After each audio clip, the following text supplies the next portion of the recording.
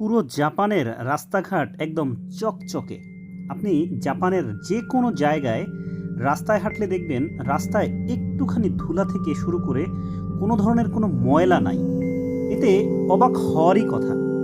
মনে প্রশ্ন জাগতে পারে, এত চকচকে এত ঝকঝকে কিভাবে রাস্তা থাকতে পারে যেখানে এত মানুষের বসবাস। জাপানের রাস্তায় মানুষ দেখা না গেলেও কিন্তু এখানে জনসংখ্যা অনেক বেশি বলা যায়, যদিও সম্প্রতি এই জনসংখ্যা অনেক কমে যাচ্ছে। তারপরেও এখানে এত এত বেশি ফরেনার আসছে, তারপরেও কিন্তু রাস্তাঘাট বেশ চকচকে। রাস্তাঘাটে কোনো প্রকার কোনো ধুলাবালি নাই, এই বিষয়টা আপনাদেরকে জানাবো। তার আগে চলেন একটু রাস্তাঘাট দেখি। এই যে দেখেন রাস্তাঘাটের যা অবস্থা, এখানে কোনো ধরনের চিপসের প্যাকেট কিংবা বিস্কুটের প্যাকেট অথবা বোতল কিংবা কোনো পেপসির ক্যান নাই। কেউ খেয়ে দিয়ে এখানে সেখানে ফেলে দিচ্ছে।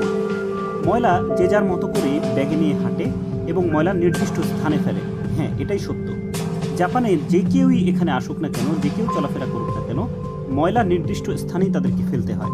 তাদের বাসাবাড়ির যে ময়লার ডাস্টবিন থাকে কিংবা জাপানে একটু পরপর যে কনভেনিয়েন্স স্টোর পাওয়া যায়, সেই কনভেনিয়েন্স স্টোরে তাদের এই ময়লাগুলো তারা ফেলে। নির্দিষ্ট ময়লা নির্দিষ্ট ব্যাগে এবং নির্দিষ্ট জায়গায় তাদের ফেলতে হয়। যেমন বোতল ফেলার একটি ময়লা সেটা আলাদা জায়গায় ফেলবে, বোতলের জায়গায়। আবার প্লাস্টিক যে গমিগুলো আছে অর্থাৎ ময়লা আছে, সেগুলো ফেলার জায়গা আলাদা জায়গায়।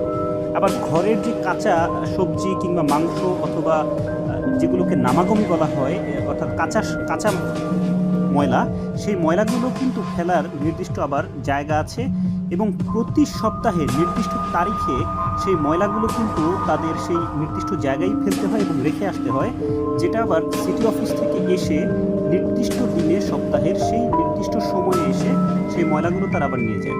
চলুন জেনে নেই কীভাবে এই রাস্তাঘাট পরিষ্কার থাকে। এই যে দেখতে পাচ্ছেন এখানে কনস্ট্রাকশনের কাজ চলছিল।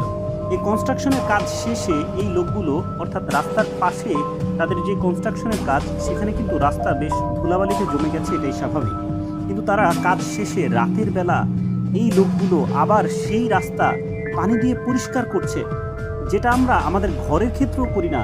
অর্থাৎ তারা রাস্তাটাকে এমনভাবে পরিষ্কার করছে, এটা তাদের ঘরের চেয়েও বেশি কিছু, যেটা আমাদের সেন্সে বলে। অথচ তারা এই কাজ শেষে, কনস্ট্রাকশনের কাজ শেষে তারা সবাই মিলে রাস্তাটা মেজে মেজে পরিষ্কার করছে, ঘষে ঘষে পরিষ্কার করছে।